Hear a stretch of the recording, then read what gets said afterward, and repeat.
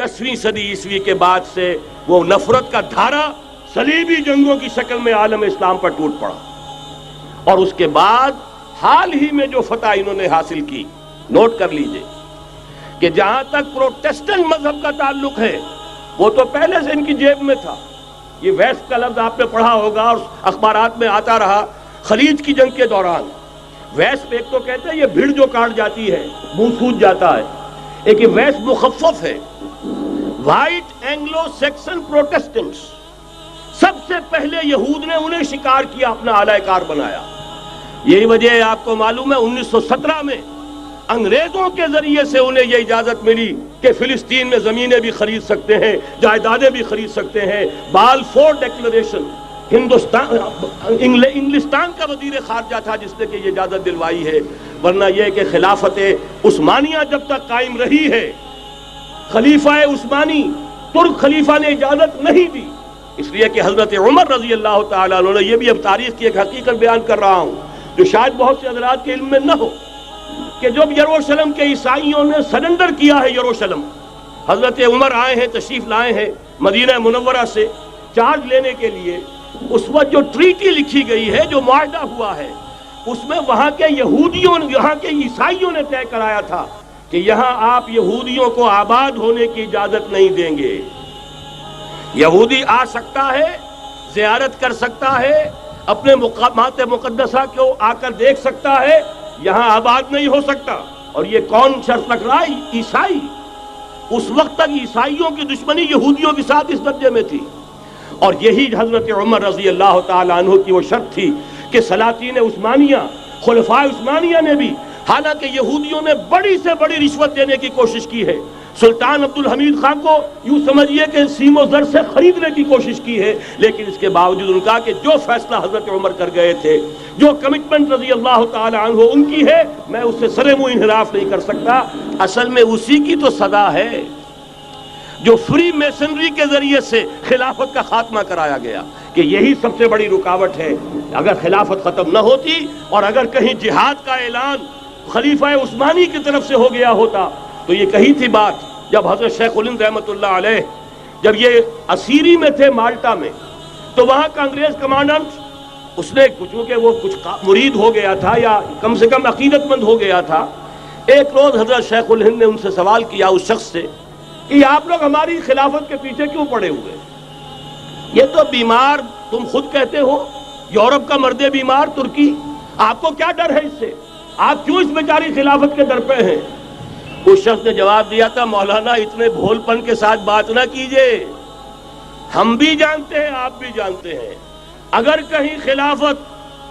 कहीं खिलाफत उस्मानिया की तरफ से जिहाद का ऐलान हो गया तो पूरे आलम इस्लाम से लाखों मुसलमान अपने सरों से कफन बांध कर निकल आएंगे।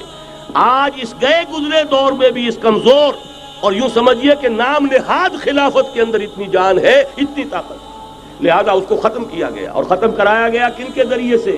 वो जो मुसलमान कहलाते हैं थे फ्री मेसन, मुस्तफा कमाल पाशा फ्री मेसन, और उसके जरिए से इन्होंने सारे काम जो करवाए वो दर हकीकत अपनी साजिशों के जरिए से और मुसलमानों को इस्तेमाल करके करवाए। बहरहाल बात लंबी हो रही है।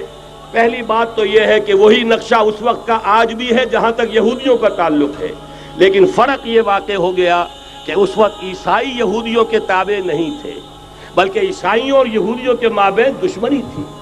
आज यहूदी ईसाइयों पर मुसल्लत हो चुका है। फरंग की रगे जहां पंजे यहूद में है, और आज के फरंग का लीडर अमेरिका है। अमेरिका का सदर यूं समझिए कि वो इन यहूदियों का गुलाम है। मजाल नहीं कि उनकी मर्जी से इधर से उधर हो जाए, और अगर कोई गलती से इधर से उधर हो जाए तो उसका पत्ता चाक हो जाएगा।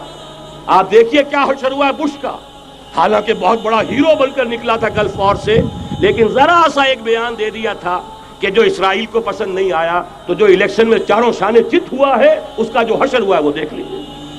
तो पहली बात तो ये समझ लीजिए कि आज भी यहूदी, ये न्यू वर्ल्ड ऑर्डर है, न्यू वर्ल्ड ऑर्डर, और इसमें ईसाई दुनिया उसकी आलाकार है। अब सूरत हाल क्या है?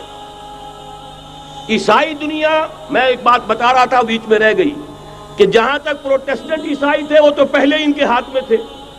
हाल ही में इन्होंने जो फतह हासिल की है وہ کیتھولک عیسائیت کو بھی اپنے ہاتھ میں لے لیا ہے۔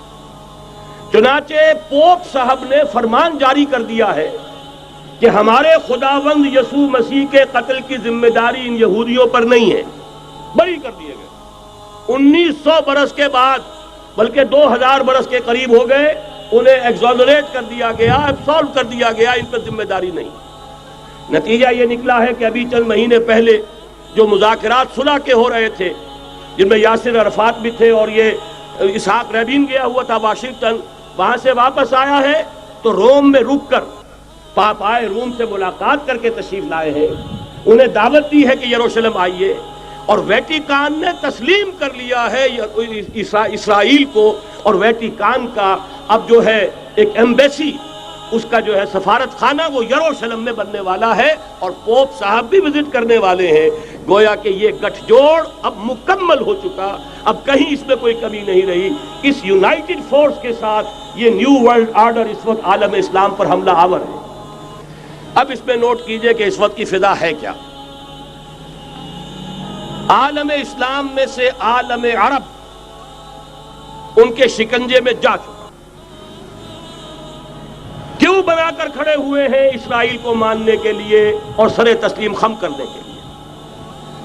انہیں بلا کر میڈرڈ میں پیش کیا گیا یہودیوں کے سامنے کہ تم جن کے ساتھ ایک ٹیبل پر بیٹھنے کو تیار نہیں تھے، میڈرڈ میں آؤ، آؤ اپنا قبرستان دیکھو، یہ اسپین کی سرزمین جہاں تم نے 800 برس حکومت کی تھی، یہ تمہارا قبرستان، یہاں آؤ اور بیٹھو اور ان کے ساتھ بات کرو۔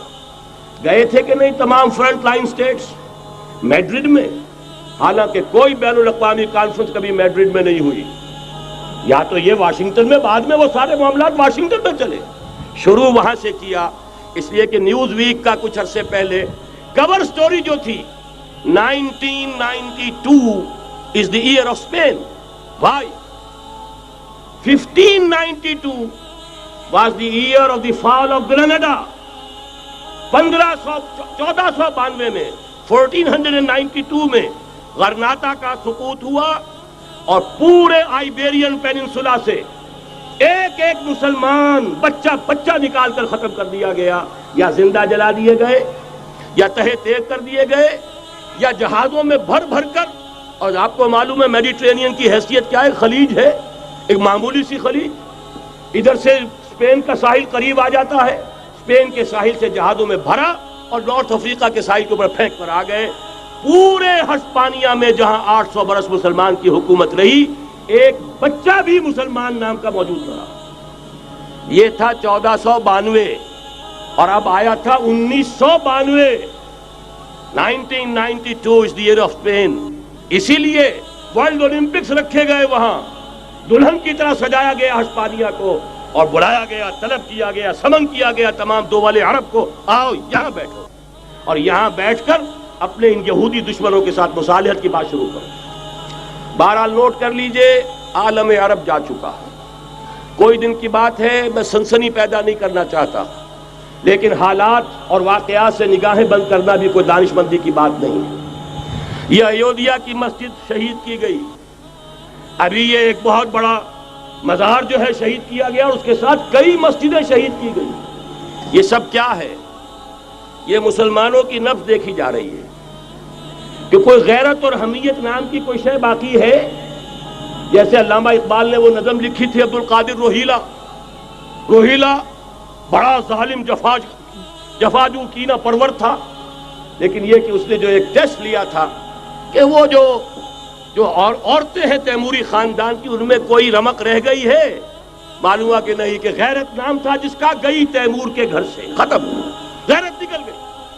اسی طرح ایودھیا کی مسجد، اب چرار شریف، اور یہ کوئی دن کی بات ہے کہ اب مسجد اقصیٰ کا نمبر آیا کہ آیا، اس کے لیے پوری تیاریاں ہو چکی ہیں۔ یروشلم کا مشرقی حصہ خالی کرایا جا چکا ہے، اس کے اندر اب پورا تسلط یہودی کر رہے ہیں، یہاں تک کہ اب کے یاسر عرفات صاحب نے بھی کچھ نہ کچھ جو ہے احتجاج کی بات کی ہے، حالانکہ اب تک ہر بات مان کر منقار زیرے پر تھا، لیکن یہ کہ ایک وقت آتا ہے آخر کار اسے بھی کچھ بولنا پڑ گیا ہے۔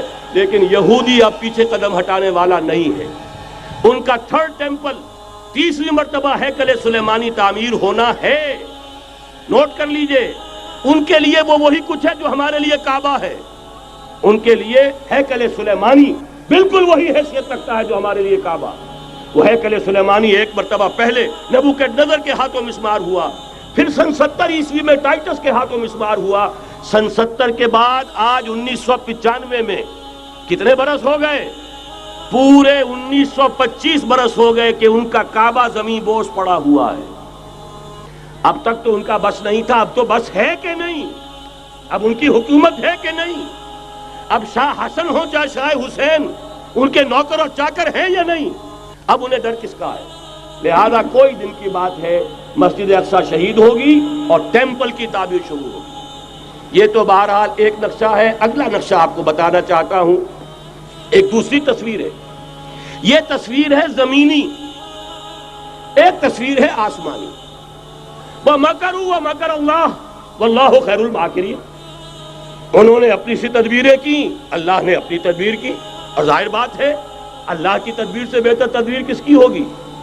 چنانچہ یہودیوں کی سازشیں اس وقت بھی ناکام ہوئی تھی یا نہیں؟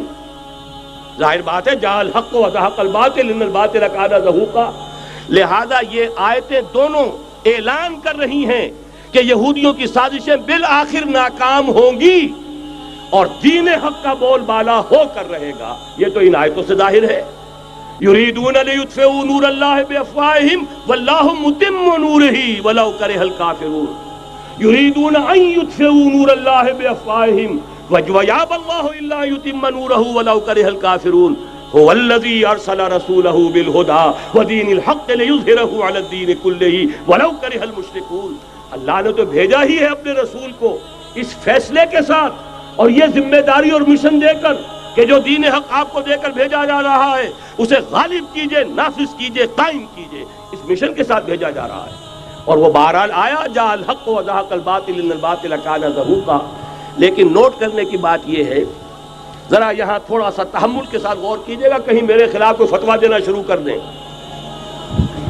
کیا حضور کا مقصد بعثت اس وقت مکمل ہو گیا تھا؟ ایک درجے میں ہو گیا کہ جزیرہ نماء عرب پر اللہ کے نور کا بھی اتمام ہو گیا، اللہ کا دین بھی غالب ہو گیا۔ ہو گیا کہ نہیں ہو گیا؟ لیکن کیا محمد الرسول اللہ صرف عرب کے لیے بھیجے گئے تھے؟ قرآن کہتا ہے ببانگ دہل وما ارسلناک الا کافۃ للناس بشیرا ونذیرا۔ اے محمد صلی اللہ علیہ وسلم، ہم نے نہیں بھیجا ہے آپ کو مگر پوری نوع انسانی کے لیے بشیر اور نذیر بنا کر۔ تو جان لیجئے کہ یہ مقصد بعثت محمدی صلی اللہ علیہ وسلم بتمام و کمال اس وقت پورا ہوگا جب کل عالم انسانیت پر، کل روئے ارضی پر اللہ کا دین اسی طرح غالب ہو جائے گا جس طرح کہ محمد رسول اللہ والذین معہ صلی اللہ علیہ وسلم ورضی اللہ تعالی عنہم اجمعین، ان کے ہاتھوں سے، ان کے ایثار سے، ان کی قربانیوں سے، جن کا نقشہ آپ کے سامنے مولانا کھینچ چکے ہیں، ان کے اثار، ان کی قربانیاں، ان کی محنت، ان کی جفا کشی، ان کی سرفروشی، ان کے جان تن من دھن لگا دینے کے نتیجے میں جیسے اس وقت غالب ہوا تھا کل روئے ارضی پر غالب ہوگا، تب کہیں جا کر مقصد بعثت محمدی مکمل ہوگا۔ یہی وجہ ہے اقبال نے کہا تھا وقت فرصت ہے کہاں، کام ابھی باقی ہے، نور توحید کا اتمام ابھی باقی ہے۔ لیکن ساتھ ہی خوشخبری بھی دی تھی، یہ چمن معمور ہوگا نغمہ توحید سے، آئے گا وہ دور، یہ چمن معمور ہوگا نغمہ توحید سے، لازماً آ کر رہے گا۔